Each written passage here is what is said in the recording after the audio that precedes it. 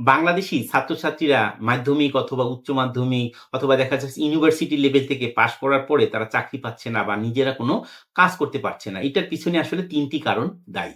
তো নাম্বার 1 কারণটা হচ্ছে যে আমাদের লেখাপড়ার মধ্যে কোনো এক্সাইটমেন্ট নাই। নাম্বার 2 হচ্ছে আমাদের এক্সপেরিয়েন্স এর অভাব।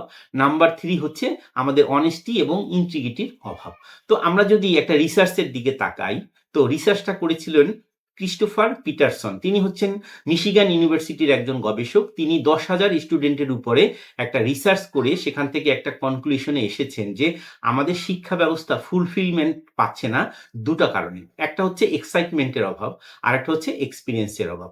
যেমন ধরেন এক্সপেরিয়েন্স জিনিসটা আসলে কিভাবে আসে? যেমন ধরেন আপনি পড়াচ্ছেন যে পানি যদি গরম করা হয় সেখান থেকে বুদবুদ হয়, তারপরে বাষ্প হয়। তো এই জিনিসটা যদি আমরা আসলে ক্লাসরুমে বা আমাদের কোনো ল্যাবরেটরিতে দেখাতে পারি স্টুডেন্টদের যে পানি গরম করলে কিভাবে বুদবুদ হয়, কিভাবে বাষ্প হয়, এটাই কিন্তু আসলে এক্সপেরিমেন্ট। এরপরে যদি আপনি এক্সাইটমেন্ট এর কথায় যান, সে আপনার ক্লাসরুমটাকে পরিষ্কার করা, স্টুডেন্টদের ওনারশিপ দেওয়া বা আপনার এলাকায় পাঠানো, সেখানে রাস্তাঘাটে প্রবলেম আছে বা ক্লিনিং এ প্রবলেম আছে।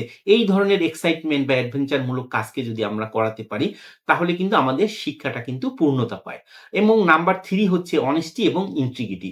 তো আমি দেখেছি ঢাকায় একটা স্কুলে সততা স্টোর নামে একটা দোকান করা হয়েছিল, যেখানে কোনো কর্মচারী বা ম্যানেজার ছিল না। তো প্রতিটা স্টুডেন্ট খাতা বা কলম এটার গায়ে যে মূল্য লেখা আছে সেই মূল্যটা দিয়ে নিয়ে যাবে। কিন্তু দেখা গেল স্টুডেন্টরা টাকা না দিয়েই কিন্তু ওই জিনিসপত্রগুলো নিয়ে যেতে থাকলো। ২ দিন পরে দেখা গেল যে ওই দোকানে কোনো টাকা নাই। শুধু আছে যেটা সেটা হচ্ছে যে খালি একটা দোকান। দ্যাট মিনস হচ্ছে স্টুডেন্ট বা অন্য কেউ সব জিনিসপত্র নিয়ে গিয়েছে কিন্তু কোনো টাকা পেমেন্ট করেনি।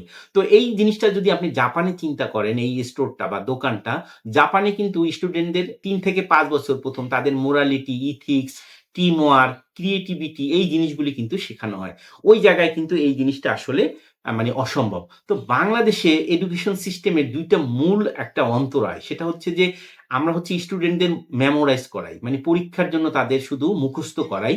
এই জিনিসটা কিন্তু আমরা পরীক্ষার পরে ভুলে যাই, কোনো কাজে লাগে না। এটা কিন্তু বাস্তব ভিত্তিক শিক্ষা না।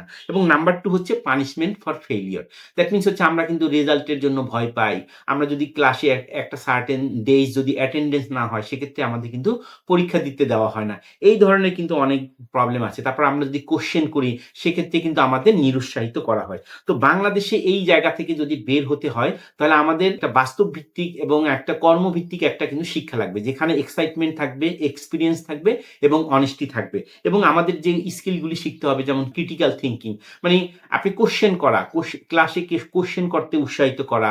তারপর হচ্ছে এমপ্যাথি, মানুষের সাথে আসলে আপনি কিভাবে কাজ করবেন, ইমোশনাল ইন্টেলিজেন্স, তারপর রেজিলিয়েন্স, মানে আপনি একটা জায়গায় ফেইলিউর হলেন, সেখান থেকে আপনি কিভাবে বেরিয়ে আসবেন। এই জিনিসগুলি কিন্তু আমাদের শিখতে হবে।